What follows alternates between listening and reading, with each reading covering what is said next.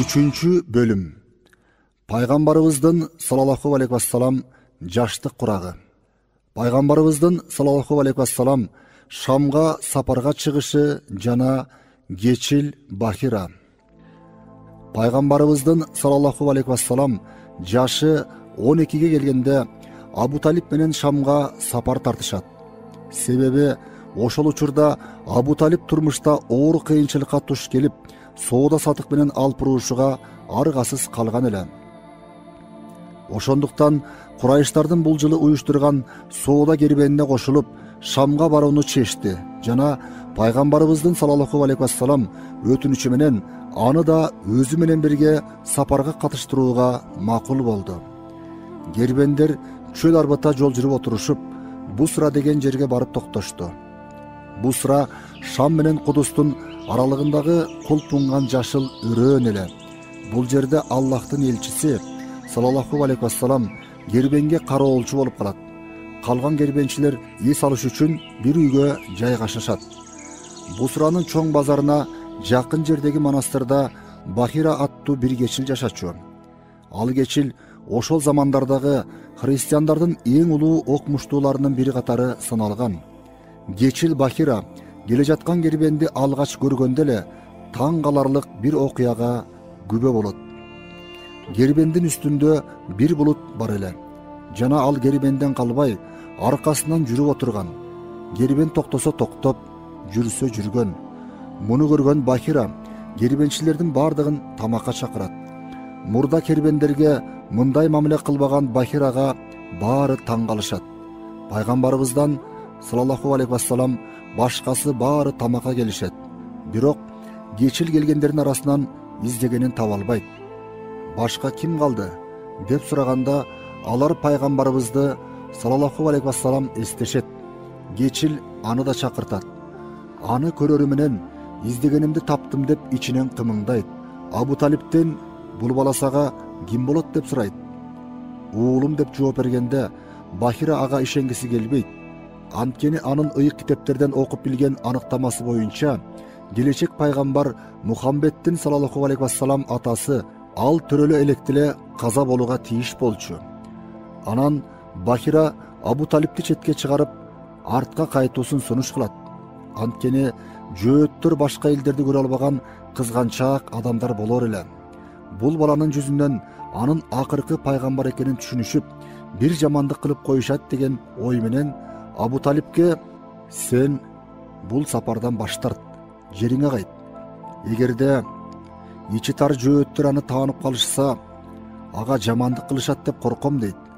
Абу Талип айтылган сөздү аткарат да соодасын ошол жерден эле бүтүргөн соң бир шылтоо таап кербенден бөлүнүп Меккеге кайтат. Bahira чындыкты айтып жаткан эле. Бирок ал билбеген бир негиз бар болчу. Ал саллаллаху алейхи вассалам Алла Тааланын коргоосунда болчу жана аны өмүрүнүн аягына чейин коргомок. Алла Тааланын Аллах сени адамдардан, алардын зыянынан сактайт деген аят дагы муну далилдеп турат. Ооба, жараткан берген убадасын сөзсүз аткармак. Пайгамбарыбыздын саллаллаху алейхи вассалам жахилиядагы жамандыктардан алыс болуусу, Алла Тааланын жеке тарбиясы астында өсүп жетилген пайгамбарыбыз саллаллаху алейхи вассалам ошол караңгы жахилия доорунда жашаса да, ал кездин ар кандай жамандыктарынан алыс болгон. Кой багып жүргөн кездеринде бир-эки жолу той топурду көрүү максатында шаарга барган болсо да, Алла Тааланын кайрымы менен жолдо уктап калып, таң атып кеткенин, ошондон кийин пайгамбарлык милдетин алганга дейре андай жерлерге такыр барбаганын кийин сахабаларга айтып берген. Эзелки жазмышта ал ааламдын пайгамбары болуп дайыналгандыктан, ааламдардын эгеси аны өзү башкача тарбиялоосун улантууда эле. Ошондуктан ал караңгы доордун ар кандай бузукулуктарынан, акылаксыздыктардан жана жамандыктардан ага кичине да жуктурган эмес болчу. Пайгамбарыбыз саллаллаху алейхи вассалам башкалар сыйынган буттарды өтө жаман көрчү. Өмүрүндө бир иретте ал буттарга урмат көрсөткөн эмес. Курайш бутпарастары ар жыл сайын бир ирет Бувана деп аталган буттун жанына жыйылып, түнү бою ал жерде конуп, чаштарын алышчу жана курмандык чалып, чоң маареке өткөрүшчү. Ушундай маарекеге пайгамбарыбызды саллаллаху алейхи вассалам чакырышканда таптакыр каршы болор эле. Кала берсе аны Кудайдын каарына каласың деп коркутушканда да бир айласын таап ал жерге барбай койчу. Ошондой маарекелердин биринде Абу Талиптин жана башка туугандарынын көңүлүн кыйбай ал жерге барууга макул болот. Бирок буттун жанына барар-барбастан пайгамбарыбыз саллаллаху алейхи вассалам заматта кайра кетип калганын туугандары билбей калышты. Кийин андан неге кетип калганын сурашканда, сүр айбаттуу, чоочун бир адам пайда болуп, бутка жакын келбөөнү катуу эскертип, кетип кал деп бакырганын айтып берди. Ушул окуядан кийин пайгамбарыбыз саллаллаху алейхи вассалам эч качан буттарга жологон эмес жана Курайштардын мындай маарекелерине бир да жолу катышкан эмес эле. Алла Таала өзүнүн сүйүктүүсүн али пайгамбарлык милдетти ага арт элек кезинде эле ар кандай жамандыктардан таза кармап, өзгөчө тарбиялап жаткан болчу. Ошондуктан пайгамбарыбыз саллаллаху алейхи вассалам кийинчерээк мени жаратканым тарбиялаган, болгондо да эң сонун тарбиялаган деп айткан эле. Пайгамбарыбыз саллаллаху алейхи вассалам 4-чү Фижар согушу учурунда пайгамбарыбыз саллаллаху алейхи вассалам 20 жашка келген кезинде 4-чү Фижар согушу болуп өттү. Исламдан мурунку караңгылык доордо арабтардын ар кайсы урууларынын арасында кандуу кагылыштардын, эр өлтүрүп, эриш бузмайлардын, талоончулуктардын аягы үзүлбөй, кек кууп, кан төгүлөр жана өкүмзордук, кылмыштуулуктар күч алып турган. Ташбоор, башканын акысын тааныбаган, жик-жикке уруу-урууга бөлүнгөн караңгы калктын колунан кызыл кыргындан башкасы келбеши да анык эле. Мухаррам, Раджаб, Зулкаада жана Зулхиджа айлары байыртадан бери карай арабтарда ыйык айлар болуп эсептелчү. Бул айларда ар кандай жамандыктардын жасалышына тыюу салынып, кандуу кагылыштарда токтоп калар эле. Ошондуктан бул 4 ай арам айлар деп аталган. Фижар согуштары ушул айлардын бирине туш келгендиктен ушул ат менен аталган. Фижар бузукулук, зөөкүрдүк маанисинде. Арабтардын арасында мындай Фижар согуштары 4 жолу болуп өтөт. Биринчи жолку Фижар согушу болгон учурда ааламдардын мырзасы Али 10 жаштарында эле. 9 жыл бою токтобогон бул 4 жолку согуш түккө турбаган кайдагы бир майда барат себептерден улам келип чыккан болчу. Биринчи Фижар согушу болсо Гыфар уруусунан бир адам атактуу Уккас жарманкесинде жоонтоп элдин арасында көөдөнүн муштап, арабтардын менден өткөн ак сөөгү жок дегенден улам Хавазин уруусунан бирөө муну өзүнө карата акарат сезип, ошол жерден эле кылычын сууруп, алиги мактанган адамдын бутун жаралагандан улам 2 уруунун чабышы башталган. Экинчи Фижар согушу да ошол эле Уккас жарманкесинде бир аялга тамашалап тийишүүдөн Курайш менен Хавазин уруусунун арасында тутанат. Үчүнчүсүндө Кинана уулдарынан бирөө Амир уулдарынан болгон бирөөнө карызын төлөбөй убакытты создургандыгынан улам Кина жана Хавазин урууларынын арасында согуш башталат. Пайгамбарыбыз саллаллаху алейхи вассалам 20 жаштарга келип калганда болуп өткөн 4-чү Фижар согушу болсо Курайш жана Кинана уруулары менен Кайс айлан урууларынын арасында тутанат. Бул жолку согуш Кинана уруусунан болгон Барраз деген адамдын Кайс айлан Хавазин уруусундагы урбаны өлтүрүп койгондон улам келип чыккан. Курайштар Кинана уруусунун таламдашы, жаатташы болгондуктан бул жолку согушка катышууга аргасыз болгон. Уккас жарманкеси өтчү жерде болгон 4-чү Фижар согушу харам айларында башталгандыгы жана артык баш кызыл кыргын уланып кетүүсүнөн эңсиреп, Абу Талип бул согушка катышууну каалабаган болсо да, Курайштардын башка майда урууларынын басымы астында согушка катышпай кое албады. Согуш учурунда Абу Талиптин сүймөнчүк небереси болгон пайгамбарыбызды саллаллаху алейхи вассалам да bir-эки жолу өзү менен бирге согушка алып барганы айтылат. Бирок пайгамбарыбыз саллаллаху алейхи вассалам тек гана жоодон атылган окторду, жебелерди чогултуп, абасына жеткирип бергенден башка иш кылган эмес. Кагылыш, такыр токтор түрү жоктугун көргөн эки тарап акыры өз ара тынчтык келишимин түзүүгө макулдашат.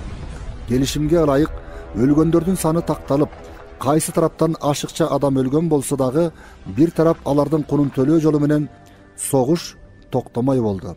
Өлүктөрдүн санын тактай келишкенде кайсы айландардан 20га чукул адам ашыкча өлүптүр. Кинана жана Курайштар тарабынан бул 20 адамдын куну төлөнүп, Пил окуясынан 20 жыл кийин болгон бул кандуу кагылыштын изи сууду. Пайгамбарыбыз саллаллаху алейхи вассалам улуулук уюмунда. Пайгамбарыбыздын саллаллаху алейхи вассалам 20 жашындагы кези. Акыркы Фижар согушунда ар кайсы уруулардан көптөгөн адамдар өлгөн. Кан суудай аккан эле.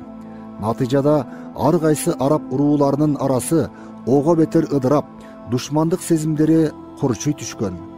Ар убакыт болгон бир майда барат себептердин айынан чоң кагылыштардын өртү кайрадан тутанып кетүүсү мүмкүн болчу. Меккеде сырттан келген адамдар үчүн жанын, мал мүлкүн коргоо, тынч аман өз элине кайтып кетүү дегенди элестетүү кыйын болуп баратты. Каалаган бирөө каалаган жолоочунун мал мүлкүн тоноп, каалаганын жасачу болду. Алсыз, таянычы жок адамдар зулумга кабылып, укуктары тепселип жатты. Мындай чалке шабалга чара таап, оңдоонун жолдорун издөө зарылчылыгы туулду. Бирок эмне кылуу керек? Забиттиктин талоонго учурашы. Абалды курчуткан акыркы окуя мындайча болду. Йемендеги Забит уруусунан Меккеге келген бирөөнүн төөсүн жүгү менен кошо Аас бин Ваил карактап алат. Забиттик адам жардам сурап, ар кайсы эшиктерди каккыласа да, эч ким жардам көрсөтпөгөн соң, Абу Кубайс дөңсөсүнө чыгып алып, болгон үнү менен кыйкырып, Курайштарга арыз муңун айтып, шаар калкынан жардам сурады. Бул арыз коомчулуктун чалке шабалын оңдоону ойлогон адамдардын ар намысын козгоду. Дароо бир жерге чогулуп, бул жол жосунсуз иштерге арга издөөнүн айласын талкуулашты. Ушул жолкусунда башкалардын башын кошуп, Меккенин аттуу баштууларын бир максатта топтогонго себепкер болгон алгачкы адам пайгамбарыбыздын саллаллаху алейхи вассалам аталаш абасы Зубайр болчу. Натыйжада Хашим, Мутталип, Зухра, Асад, Харис жана Тайм уулдарынын башчыларынын бир тобу чогулуп, ийрол туруп, түз кеңешип, Меккенин бай, кадырбарктуу аксакалы Абдулла бин Жудандын үйүндө кеңеш курду жана улуулук уюмун түзүштү. Көпкө чейин талкуулашкан соң төмөнкүдөй келишимге келип токтошту. Биринчи, Меккеде жергиликтүү болсун, же сырттан келгендер болсун, зулумдукка дуушар болуусуна жол коюлбайт. Экинчи, мындан ары Меккеде адилетсиздикке катуу тыюу салынат. Зөөкүрлөргө эч качан кеңчилик кылынбайт. Үчүнчү, алсыздар күчтүүлөрдөн акысын толук алганга дейре алсыздардын таламы корголот. Уюмдун мүчөлөрү бул келишимге бекем турабыз деп бир ооздон касам ичишти. Деңиздердин тамчы суусу калбаганга дейре тоолор урап жер менен жексен болуп, каабада сыйынуу токтогонго чейин ушул антыбызды бузбайбыз. Уюмдун аткарган алгачкы иши Йеменден келген Забиттик адамдын соода малын төөсү менен Аас бин Ваилден кайра алып берүү болгон. Сүйүктүү пайгамбарыбыз саллаллаху алейхи вассалам да 20 жашындагы кырчын жигит курагында аксакал адамдардан куралган бул уюмга агалары менен кошо катышып, зулумдукка каршы турууну биринчилерден болуп коргоп чыккан. Бул пайгамбарыбыздын саллаллаху алейхи вассалам жаштайынан эле туура ойлуу, түшүнүктүү жана коомчулукта кадыр баркка ээ болгондугунун белгиси. Мээримдүүлүктүн башаты болгон пайгамбарыбыз саллаллаху алейхи вассалам албетте пайгамбарлык милдетин алуудан мурда эле адилетсиздикке каршы туруп, алсыздарга жардам берүүгө ар дайым даяр эле. Анткени ал жогорку ахлакты толук алып келген. Пайгамбар катары жөнөтүлмөк. Ошондуктан адеп ахлактуулукка жаткан ар кандай аракетке кошулуусу табигый көрүнүш. Кийинки кезде ага пайгамбарлык милдети берилген соң да бир учурларда ошол уюмга катышкандыгына ыраазы болуп мындай деген: Абдулла бин Жудандын үйүндө болгон антташууда мен да болгонмун. Менимче ошол келишим кызыл түстүү нар төөлөргө ээ болуудан да жакшы болчу. Мен андайга ислам доорунда чакырылсам да кошулмакмын. Пайгамбарыбыздын саллаллаху алейхи вассалам бул сөзү бүгүнкү мусулмандар үчүн да өтө маанилүү. Зулумга жана ар кандай ахлаксыздыктарга карата аты заты кандай болсо да күрөш жүргүзүп жаткан коомдор жана уюмдарга жардамчы болуу керек. Шамга жасалган экинчи сапар. Сүйүктүү пайгамбарыбыз саллаллаху алейхи вассалам экинчи саякатына 25 жашка келгенде чыгат. Бул жолу Азирети Хадича жиберген кербенди жетектейт. Бул сапарында да Бахирага жолугат. Бул кезде кечил абдан картайып калган эле. Аллахтын элчисин саллаллаху алейхи вассалам көргөндө абдан кубанат. Анткени ал дайыма ошол күндү күтүп келген. Аллахтын элчисине саллаллаху алейхи вассалам: "Сен пайгамбар болосуң. Аттың, сен пайгамбарлыгыңды жарыя кылган күнгө жетсем, сенин бут кийимиңди тазалап кызматчың болсом" деди. Ал ошол күндөргө жете алган жок. Бирок анын бул кабылдоолору ага акыретте көп нерсени берери даана болчу. Бардыгы аны күтүшкөн. Аны күткөн жана аны сүйүнчүлөп кабар бергендердин саны абдан көп эле. Зайд бин Амр дагы булардын бири болгон. Бейиш менен сүйүнчүлөнгөн 10 сахабанын бири болгон атактуу сахаба Саид бин Зайдтын атасы жана Азирети Умардын агасы Зайд ханифтерден болчу. Бул киши буттардан жүз үйрүп, алардын эч бир пайда жана зыян алып келбей турганын айткан киши эле. Ал дагы пайгамбардын белгилерин айткан. Эң маанилүүсү төмөнгүчө эле: "Мен бир дин билемин. Анын келерине аз гана убакыт калды. Бирок мен ал күнгө жете аламбы, жокпу биле албаймын." Зайдтын абири таза, Алла Таалага толугу менен ачык эле. Ал бир Аллахка ишенип, ага өзүн тапсырган. Бирок ишенгенин Аллах деп айта алчу эмес. Ага кандай кулчулук кыла турганын дагы билчү эмес. Сахабалардан Амир бин Рабия бизге муну риваят кылат. Зайд бин Амрдан уккан элем. Ал бир күнү мындай деди: "Мен Азирети Исмаилдин, анан Абдул-Муталиптин тукумунан келе турган бир пайгамбарды күтүүдөмүн. Ал учурга жете албай калдым го. Бирок ага ыйман келтиремин. Жананын Аллахтын пайгамбары экенин кабыл кыламын. Эгер сен ал учурга жетсең, менден ага салам айткын. Сага анын өң келбети тууралуу кабар берейин. Бирок таң калба. Ал орто бойлуу, өтө узун бойлуу дагы, кыска бойлуу дагы эмес. Чачы түптүз эмес, бирок тармал дагы эмес. Ысымы Ахмад. Туулган жери Мекке. Пайгамбар катары жиберилген жер дагы бул жер. Бирок кийин анын коому ал алып келген нерселерди жактырбаган үчүн аны Меккеден чыгарып жиберишет. Ал Ясрибке көчөт. Алып келген дини ошол жерден жайылат. Сен ага кайдыгер боло көрбөгүн. Мен көптөгөн жерлерди кыдырдым жана Азирети Ибрахимдин динин издедим. Мен сүйлөшкөн бардык жөөт жана христиан аалымдары мага сенин издегениң кийин келет дешти. Жана баары тең мен сага айткан нерселерди айтышты. Анан сөздөрүн төмөнкүчө жыйынтыкташты. Ал акыркы пайгамбар, андан кийин пайгамбар келбейт. Амр бин Рабия сөзүн андан арулайт. Учуру келгенде мен да мусулман болдум. Аллахтын элчисине саллаллаху алейхи вассалам Зайдтын айткандарын чып-чыргасын коротпой айтып бердим.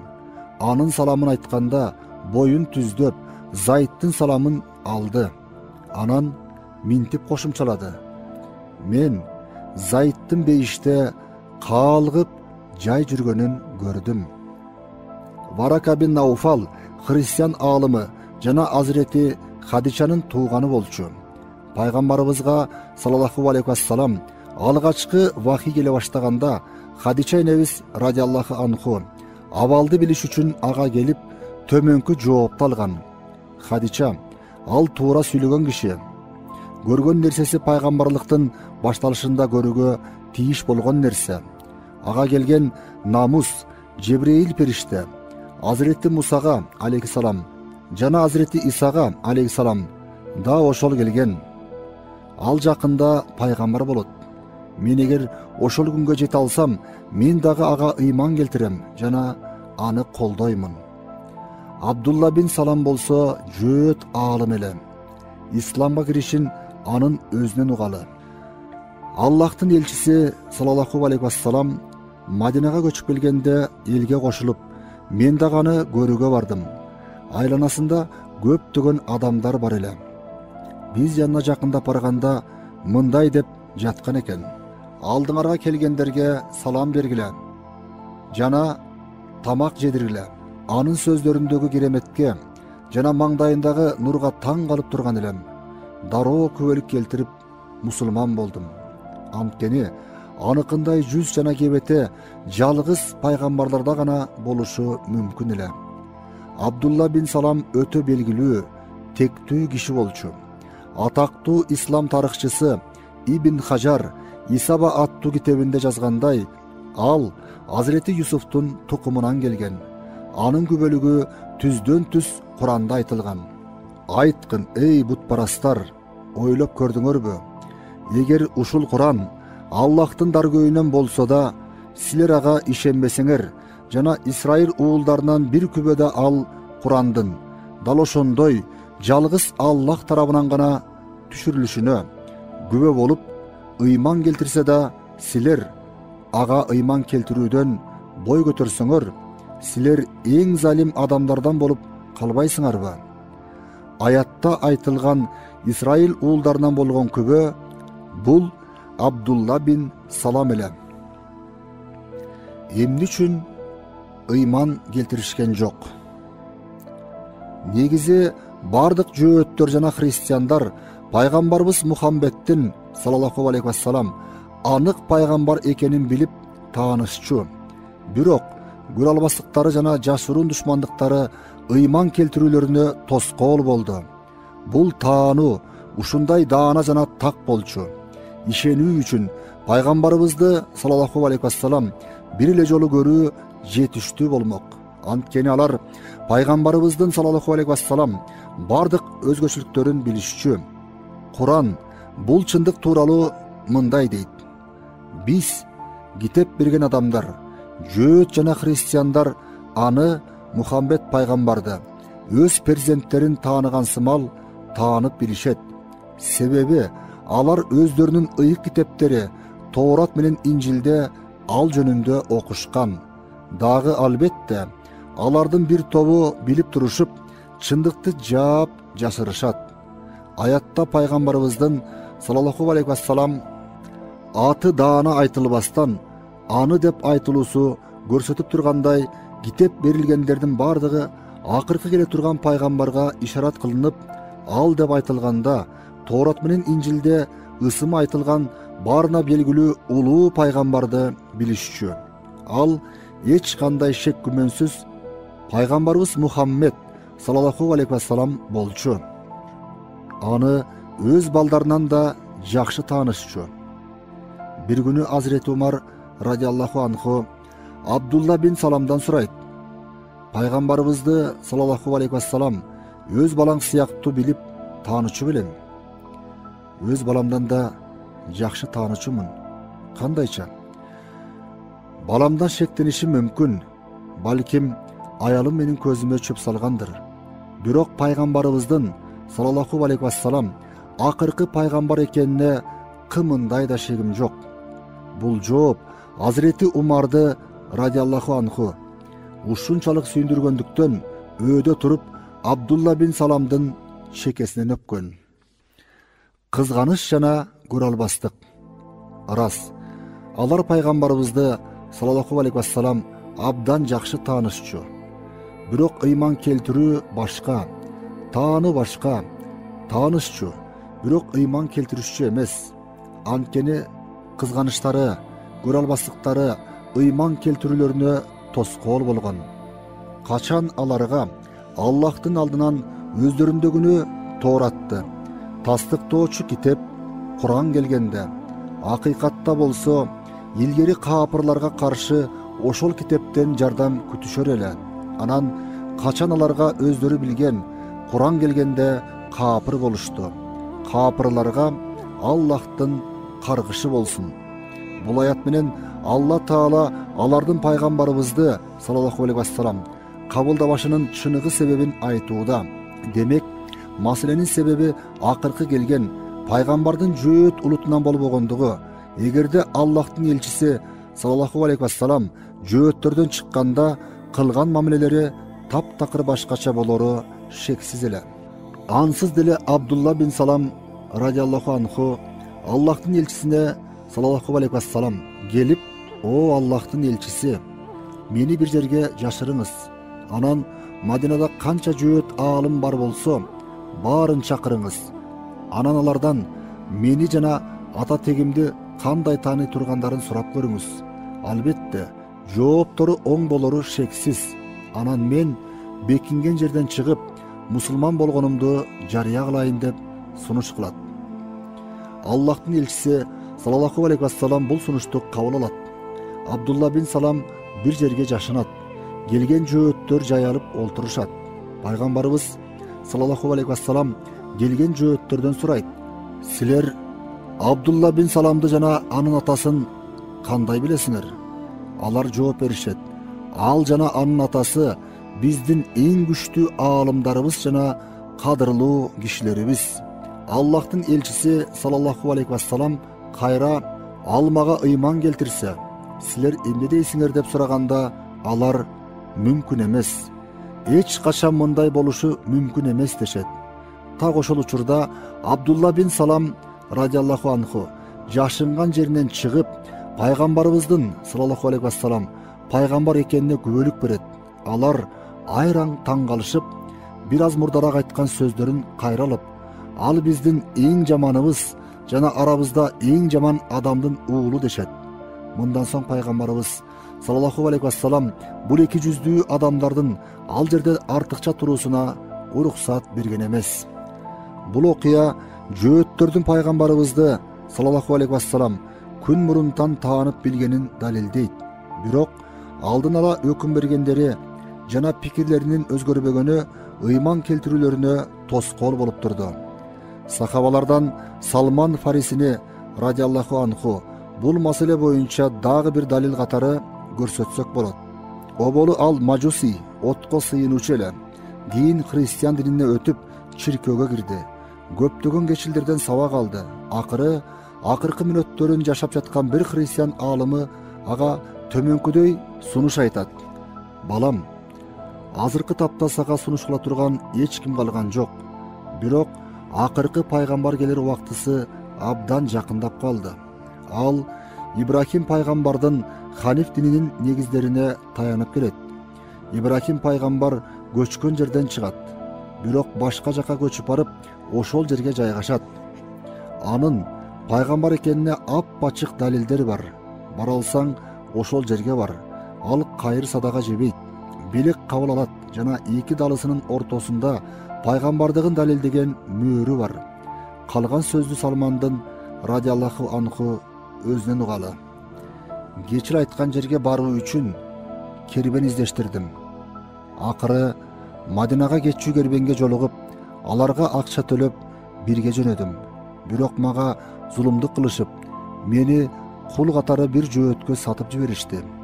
Мен барган жерден курма бактарын көргөнүмдө, кечил кабар берген жер ушул жер болуш керек деп, ошол жерге туруп калдым. Анан бир күнү Курайза уулдары жөөттөрүнөн бир жөөт келип, мени сатып алып, Мадинага алып барды. Ал жерде курма багында иштей баштадым. Аллахтын элчисинен саллаллаху алейхи вассалам эч кандай кабар жок эле. Бир күнү бакка чыгып курма жыйнап аткам. Кожоюнум болгон жөөт дарактын астында отурган. Бир аздан кийин анын агасынын балдарынын бири келип ачуулана сүйлөнө баштады. Кудайдын каарына калгыр. Элдин баары Кубага кетип жатышат. Меккеден келген бир киши пайгамбарлыгын жарыялаптыр. Алар болсо ошого ишенип алышыптыр. Мен толкундаганымдан титирей баштадым. Бактан секирип түшүп, "Эмне дейсиң? Эмне дейсиң? Ал эмне кабар экен?" деп сурап жибердим. Кожоюнум менин бул толкундануумду көргөндө мени жаакка чаап, "Сага эмне жок? Ишиңди кыл" деди. Мен жөн эле билгим келди деп кайра бактын башына чыгып кеттим. Кеч киргенде бар мүлкүмдү жыйнап алып, Кубаны көздөй жөнөдүм. Аллахтын элчиси саллаллаху алейхи вассалам сахабалары менен бирге отурган экен. "Силер кембагал кишилер өңдөнөсүңөр. Мен садака бере турган жер издеп жаттым эле" деп курма бердим. Аллахтын элчиси саллаллаху алейхи вассалам жанындагыларга "Силер жей бергиле" деп өзү курмага эч тийбеди. Ичимен "Манакей, кечил айткан биринчи ишарат" дедим. Эртеси кайра барып, "Бул садака эмес, белек, жегиле" деп дагы курма бердим. Аллахтын элчиси саллаллаху алейхи вассалам сахабалары менен чогуу тамактанды. Ичимен "Экинчи белги да ушул" дедим. Сахабалардын бири каза болгон экен. Аллахтын элчиси саллаллаху алейхи вассалам жаназага катышып Мадина көрүстөнүнө келди. Жанына барып салам бердим. Анан арка жагына өтүп, мөөрүн көрүүгө аракеттендим. Ал ниетимди сезген эле. Ансыз деле даллары ачык болгондуктан пайгамбарлык мөөрүн көрө алдым. Үчүнчү белги дагы кечилдин бир топ жыл мурун айтканындай болуп чыкты. Өзүмдү карман албай кетип, аны кучактап, далысындагы мөөрүн өбө баштадым. Аллахтын элчиси саллаллаху алейхи вассалам "Кое тур, сүйлөшөлү" деди. Айтканын орундатып, башымдан өткөндөрдү төкпөй чачпай айтып бердим. Ал абдан кубанды. Ага айткан нерселеримди сахабалар да уксун деп кайра баштан айткызган эле. Ырас, курулай кежирликти жана көрө албастыкты таштагандар ага ыйман келтиришти. Кечеги менен бүгүнкүнүн ортосунда эч кандай айырма жок өңдүү. Бүгүн дагы 100 миңдеген адамдар анын акыркы пайгамбар экенин кабыл кылууда. Бирок кежирликти, курулай намысты таштабагандар анын пайгамбар экенин билишсе дагы кабыл кылбай жатышат. Атаандаштык. Мугира бин Шуба айтат: "Бир күнү Абу Жахил менен чогуу отурган элек. Аллахтын элчиси саллаллаху алейхи вассалам келип, кээ бир нерселерди айтып, динге үндөй баштады. Абу Жахил бетпактанып: Мухаммед, эгер буларды тигил дүйнөдө диниңди жайганыңа күбө издөө үчүн айтып жаткан болсоң, эч убара болбой эле кой. Мен сага күбөлүк келтиремин. Эми мени жайыма кой" деди. Аллахтын элчиси саллаллаху алейхи вассалам жаныбыздан кетип калды. Мен Абу Жахилден сурадым: "Сен чындап эле ага ишенбейсиңби?" Абу Жахил минтип жооп кайтарды: "Чынында анын пайгамбар экенине ишенемин. Бирок Хашим уулдары менен илгертен бери эле атаандашпыз. Алар дайыма өздөрүнүн үстөмдүктөрү менен мактанып келишет. Анан пайгамбар дагы бизден чыкты дешсе, мен буга чыдай албайм." Курайштар жыйналып бир чечимге келишти. Утба бин Рабия Аллахтын элчисине саллаллаху алейхи вассалам барып дининен баш тарттырмак болду. Бул адам ошол учурдун бай кишилеринен болуп, араб адабиятын эң мыкты билчү. Пайгамбарыбызга саллаллаху алейхи вассалам жакын келип, аны логикалык тузактарга түшүргүсү келип, суроо узатат: Мухаммед, кимиңер мыктысыңар? Сенби же атаң Абдуллабы?" Аллахтын элчиси саллаллаху алейхи вассалам жооп берген жок. Балким акмактарга унчукпоо аркылуу эң сонун жооп берди. Утба кайра: "Эгер анын өзүңдөн да мыкты экенин айтсаң, ал азыр сен кордоп жаткан буттарга, айкелдерге сыйынды эле. Жок, Эгер өзүңдү андан да мыктымын деп эсептесең, анда айтчу нерсеңди угайын дейт. Аллахтын элчиси саллаллаху алейхи вассалам суроо берет. Айта турган нерселериң бүттүбү? Утба ооба деп жооп берип унчукпай калат. Ошондо сүйүктүү пайгамбарыбыз саллаллаху алейхи вассалам тизе бүгүп отура калып, Курандан Фуссилат сүрөсүн башынан баштай окуй баштайт. Демек, эгер алар Мекке бутпарастары мына ушул түшүндүрмөдөн кийин да жалгыз Аллахка ыйман келтирүүдөн жүз үйрүшсө, айткын: мен силерди дал Аат жана Самут урууларын урган, чагылганга окшогон бир чагылган кыйроодон эскерттим деген аятка келгенде Утба чыдай албай кетти. Безгек тийгендей титирей баштады. Колдорун Аллахтын элчисине саллаллаху алейхи вассалам берекелүү оозуна алып барды. Күчү калбай селейип калган эле. Үн катпа, эй Мухаммед, ишенген Аллахың үчүн үн катпа деп кетип калды. Меккенин чоңдору натыйжаны күтүп жатышкан. Абу Жахил Утбанын келе жатканын жактырган жок. Утба туура үйүн көздөй жөнөйт. Уккан аяттар аны чагылгандай урган эле. Анан шайтанга акыл үйрөткөн Абу Жахил келип, Утбанын ыйман келтирип, мусулман болуусунан коркуп, иш ырбап кетелекте токтотуп калайын деди. Ал Утбанын талуу жерин билчү. Аны текеберчилик тамырынан кармайын деп: эй Утба, укканыма караганда Мухаммед сени көбүрөөк сыйлаптыр, сага жегизип ичириптир. Сен болсо аны бул сый үчүн ыйман келтирипсиң. Эл ушинтип айтып атат, дейт. Утбанын ачуусу кайнап: мен анын тамагына муктаж эмес экенимди баарыңар билесиңер. Мен баарыңардан баймын. Бирок мени Мухаммедтин айткандары таң калтырды. Анткени окугандары ыр эмес, көз ачыктардын сөзүнө да окшош эмес. Эмне деп айтарымды билбей жатам. Ал туура сөздүү инсан. Ал айтып жаткан нерселерди угуп жатып, Аат жана Самуттун башына келген нерселердин бизге да келерин ойлоп коркуп кеттим, деп жооп кайтарат. Пайгамбарыбыздын саллаллаху алейхи вассалам Хадича энебизге үйлөнүшү. Хадича энебиз пайгамбарыбызды саллаллаху алейхи вассалам бала чагынан баштап билчү. Жесир Хадича ошол учурларда Курайш уруусундагы ак сөөк жана бай жашаган, төрт тарабы төп келишкен аял эле. Уруусунан үйлөнүүгө бир нече сунуш түшсө да, эч бирөөнү кабыл алган эмес. Бирок минтип, тагдыр анын алдына таптакыр башкача адамды чыгарып отурбайбы? Ал мурда бай Курайштарга турмушка чыгуудан баш тарткан. Деги эле турмушка чыгам деп ойлобогон Хадича энебиз бул теңдешсиз инсанды жакындан тааныганда азыр ошол оюн өзгөртүүгө аргасыз болду. Тагдыр мындай эки адамдын жүрөктөрүн бири-бирине жылыта баштаган. Азырети Хадича энебизден келген сунуш, үйлөнүү сунушу алгач Хадича энебизден келген. Сунушту алып келген Азырети Хадичанын жакын курбусу Муния кызы Нафиса менен пайгамбарыбыздын саллаллаху алейхи вассалам ортосунда төмөнкүдөй маек жүрөт. Мухаммед, сен эмне үчүн үйлөнөйүн дебейсиң? Үйлөнө тургандай акчам жок. Эгер бул маселе чечилсе, сен мал мүлккө, сулуулукка, теңдикке чакырылсаң, макул болор белең? Ким экен ал? Хувайлидин кызы Хадича. Бирок бул кантип жүзөгө ашат? Ал жагын мага кой. Андай болсо, мен макулмун. Нафиса сүйүнгөн бойдон келип Азырети Хадичага айтат.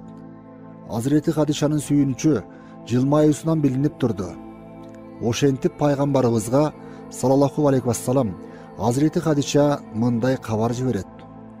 О агамдын уулу, сен менин тууганым болгондугуң үчүн уруудагы шарапаттуу, ишенимдүү, адептүү, туура сөздүү болгондугуң үчүн сага турмушка чыгууну каалаймын.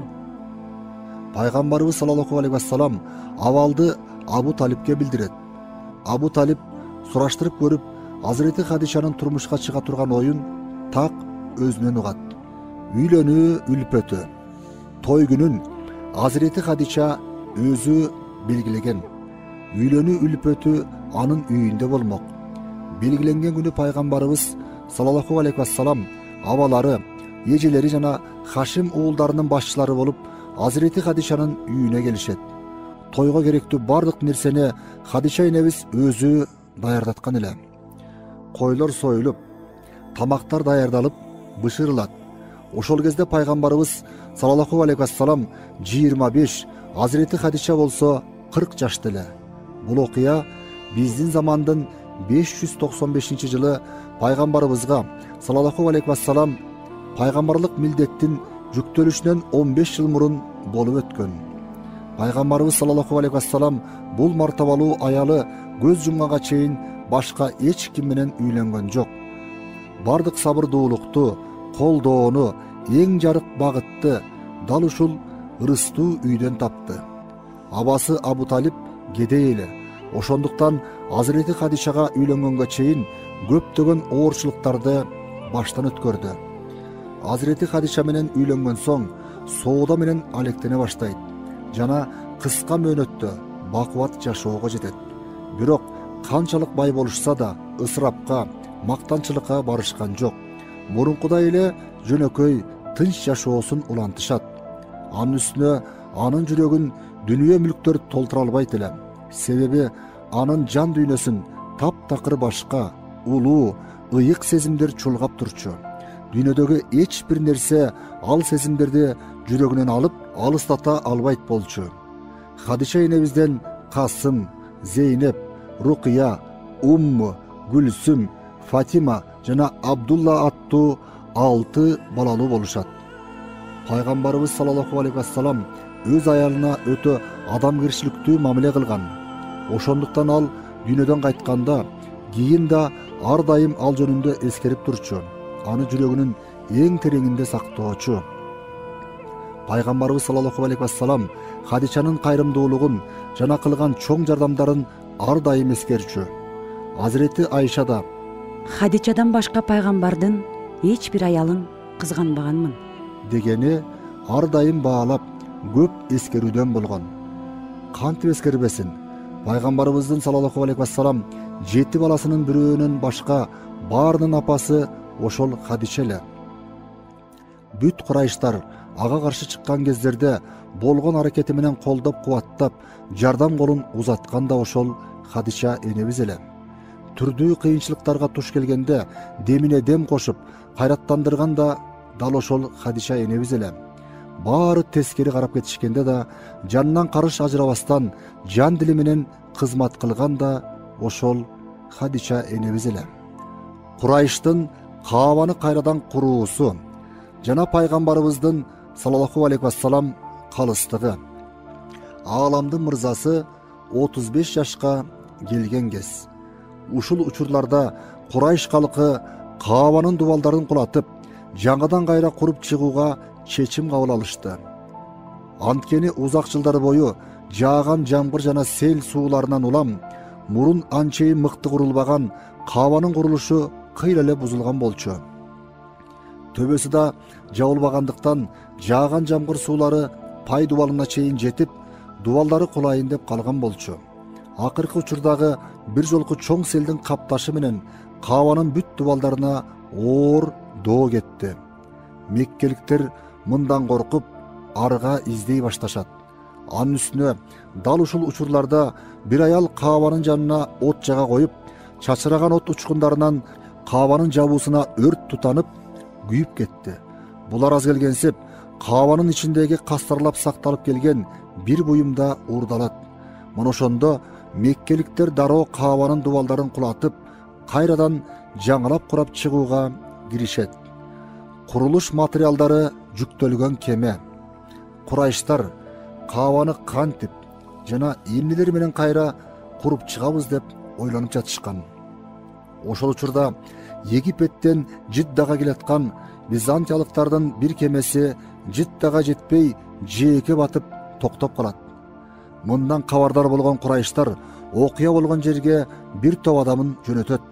Кемеде сапаттуу мрамор таштар, тактайлар, тирөөштөр жана темирлер сыяктуу курулуш материалдары жүктөлгөн экен. Булар курайштардын издеп таппаган нерселери болчу.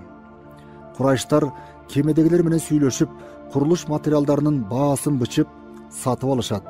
Ошону менен бирге кемедеги соодагерлерге да Меккеге эркинче кирип, соодаларын салыксыз жүргүзүүсүнө кепилдик беришет. Мындан мурун Меккеге сырттан алып келинген товарларга карата меккеликтер салык салып келишкен болчу. Айрыкча кемеде Бакум аттуу византиялык архитектор да бар экен. Каабаны кайра курууда анын билиминен пайдаланууга да келишим түзүштү. Ошентип, Каабанын дубалдарын кайра тургузууда архитектор Бакумдун көп жардамы тийди. Жыгач усталык иштери болсо Меккеге отурукташып калган египеттик бир адам жасады. Дубалдарды бөлүштүрүү, Каабанын дубалдарын тургузуп чыгуу жумушу чучугула кармоо аркылуу чечилип, ар кайсы урууларга бөлүштүрүлдү. Натыйжада Абдуманав жана Зухра уулдарына Каабанын маңдайкы дарбаза жагы, Абдуттар, Асад жана Ади уулдарына болсо Каабанын Шам тарабындагы дубалы, Хатим, Хижир жагы, Шахм, Жахм, Жумах жана Амир уулдарына Каабанын Йемен жагындагы дубалы менен Караташ булуңунун аралыгы, Магзум жана Тайм уулдарына болсо Саффа менен Ажатка туташкан Йемен жагынын дубалдары тийди. Меккеде коркунуч. Ар кайсы уруулар өздөрүнө тийген дубал бөлүктөрүн оолу толук кулатууга киришти. Акыры Азирети Ибрахим пайгамбар курган пайдубалга чейин казылды. Ушул жерден бири-бирине туташкан төө жондонгон жашыл таштар көрүнө баштады. План боюнча дагы да тереңирээк казылмак. Бирок мындай кыла алышпады. Арадан бирөөсү бул жашыл таштарды омкорууга аракет жасаган кезде зилзала болгон сыяктуу Меккенин дүркүрөй түшкөнүн сезишти да, баарысы калтырап титиреп коркунучка батышты. Эми мындан төмөнүрөөк жерге чейин казууга уруксат жок экенин түшүнүшүп, пайдубалды ушул жерден баштамакчы болушат.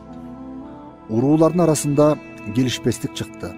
Ар ким өз үлүшүнө тийген бөлүктү тургузуу үчүн таш ташып ап келип, дубалдарды кура баштады. Курулуш Хажарул Асват, Караташ орнотулчу жерге чейин көтөрүлдү. Бирок бул куттуу ташты өз ордуна коюу маселеси тууралуу уруулар арасында чыр чыгып кете жаздады. Ар бир уруу өздөрүн бул ишке башка уруулардан акылуубуз деп эсептешти.